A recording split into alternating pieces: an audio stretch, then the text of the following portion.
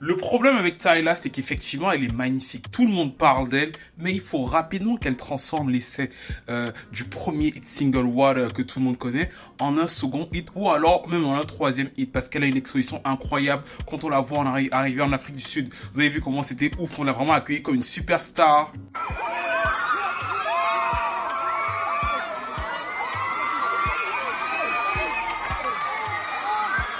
Elle n'a pas la promo d'une petite pop star africaine, entre parenthèses, elle a vraiment la promo d'une star américaine qui débute. Vous avez vu qu'avec son premier album, elle fait 23 000 l'an dernier, Burna Boy avait fait 21 000 en première semaine, David avait fait 17 000, donc elle a vraiment sur la scène africaine une exposition qui se confirme dans les chiffres. Mais de l'autre côté, quand on voit le niveau d'exposition, ces chiffres sont quand même assez moyens parce qu'il n'y a qu'un seul hit. Et moi qui ai écouté l'album, je trouvais que dans la manière dont ils ont fait l'album, ils ont souvent repris la même formule. C'est-à-dire que l'ama piano un peu pop, un peu sucré, sur des titres comme Heart ou encore On and On.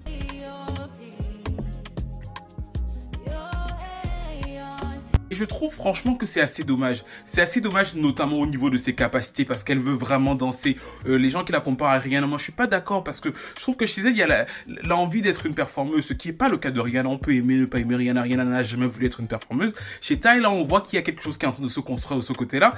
Et de l'autre côté, je trouve que justement la scène sud-africaine que moi j'adore est extrêmement riche musicalement. Afro, jazzy, mélange plein de choses. Le fait de lui avoir donné rien que ce petit côté ama piano pop, je trouve que ça la restreint dans un univers alors qu'elle est capable de beaucoup plus, que cette scène est beaucoup plus riche. Quand vous écoutez même un titre comme Bring de Usher que Fields produit, il n'y a pas ça dans son album. La seule chanson dans son format à elle qui pourrait peut-être reprendre et lui donner un second souffle, c'est Jump, avec le petit côté raga. They never had a pretty girl from Joburg to me now, and that's what they prefer.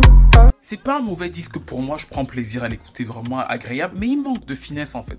Il manque de finesse et il manque de vision par rapport aux ambitions qu'il semble désormais afficher, parce qu'il la traite encore une fois comme une pop star de premier plan, et pour moi, ça n'a pas grand chose à voir avec Rihanna. C'est-à-dire que cette exposition peut aussi jouer contre elle, comme les gens la voient beaucoup. S'il n'y a pas d'autres propositions musicales fortes et cohérentes après Water, les gens se diront « Ah, c'était la fille d'un hit, elle est là parce qu'elle est jolie », parce que les gens ont réécrit l'histoire de Rihanna. Nous, je trouve que pour le coup, elle se rapproche beaucoup plus de Christina Milian. Et si elle fait pas attention, c'est dans ça qu'elle sera, à savoir une jeune chanteuse que tout le monde aime bien parce qu'elle est très belle et qui a fait un ou deux tubes et qui finira peut-être présentatrice télé. Mais on n'est pas on n'est pas encore dans la formation d'une carrière sereine et pérenne pour le moment. Mais qu'en pensez-vous? Dites-moi ce que vous avez pensé de son album, du fait que en première semaine, elle est vendue plus que des Burna Boy et des Davido, mais que malgré tout, ça reste inférieur à ce qu'on voit dans l'exposition. Et quels sont pour vous les potentiels autres tubes de l'album?